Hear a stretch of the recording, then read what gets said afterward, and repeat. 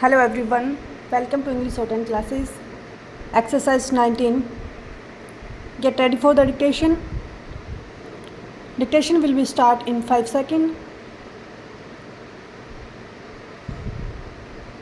Sir, no government, no party has any magic solutions to those problems, and those problems are going to be with us.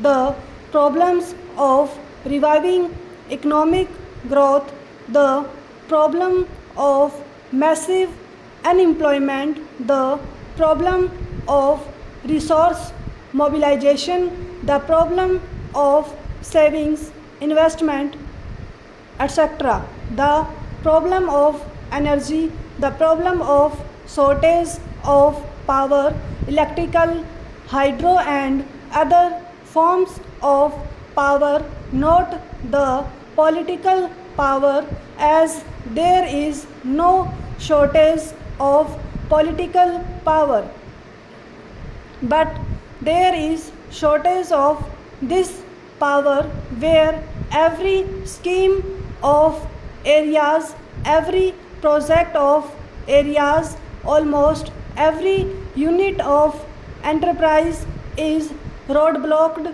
because of the shortage of power and energy.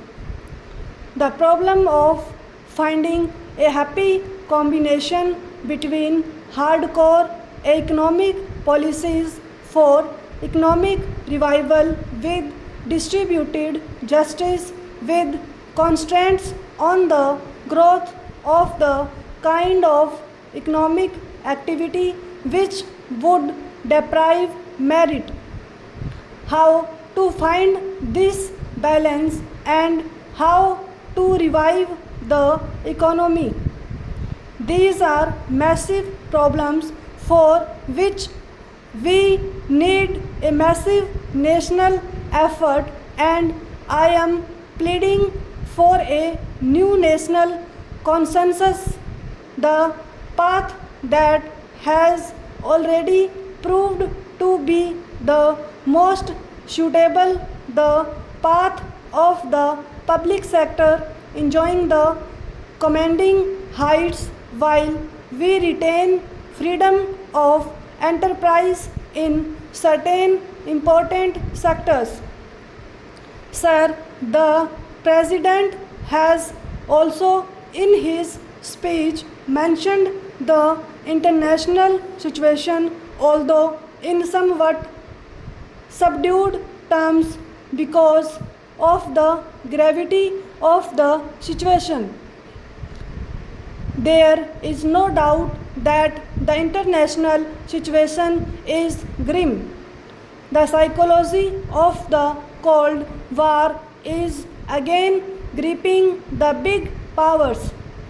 Sir, we have had an occasion to discuss certain developments in our borders, Afghanistan and Pakistan, and I have spoken on them at length, and I do propose to repeat those things.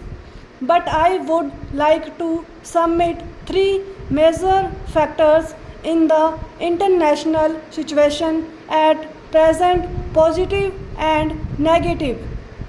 Only when we understand these can we evolve suitable responses also. One is the problem of adjustments to the realities of the new situation. The new situation is that at one time we saw one power or one set of powers predominant, dominating the seas, dominating the pathways, and now another power, another set of powers have arisen with an equal measure of power. To find adjustment and harmony is one of the major problems. We had the philosophy or the theory of the excess of power. We had the theory of sufficiency or superiority, and we had the theory of sufficiency of power here. My God friend, the agriculture minister, is here. I do not know whether he is interested in the international problems, but I hope he will convey some of our ideas to those who are directly dealing with these. I would like to mention the second problem. It is also a negative one, if I may put it in this kind of cliche, that the power of the powerful is increasing at a fantastic rate, and that the distance between it and the other is increasing sharply. We have seen the experience of the UNIDO conference, which is taking place these days, how difficult it is for the international community to work towards a new international economic order, because the powerful do not find it in their interests to agree to a new international economic order which would be more just, and that makes it necessary for us, precisely for that reason, to concert forces with all other similarly situated countries to work for a new international economic order. But the third factor which I will mention, and which is a positive factor, is that the power of the powerful may be increasing at a fast rate, but there are limits to the use of that power. You have enormous weapons, you can destroy the world many times over, but you cannot use those weapons. The balance of terror has given leverage to less powerful countries, those countries who may not be a large power like India and others, to come together, to work together, and to exercise more leverage. And finally, sir, I would like to say that there is an immediate problem for this country, because for the first time we are being encircled.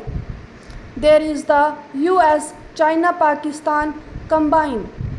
Whatever may be their calculations for the rest of the world, and I know that at least the United States is worried, is bothered, is concerned about the Gulf more than anything else, about the Middle East, about the oil, and so on and so forth. The actual impact of that is happening, the actual consequence of it is encirclement of India for the first time by three major powers. There will be bases there. Today we read in the newspapers that the minister is going to the special assistant to the US president himself is going to Pakistan. Now this is an ominous development for which we must find suitable responses. I would suggest a multi-pronged approach. The first element of that approach must be to exercise all our influence to restrain the big powers. Stop.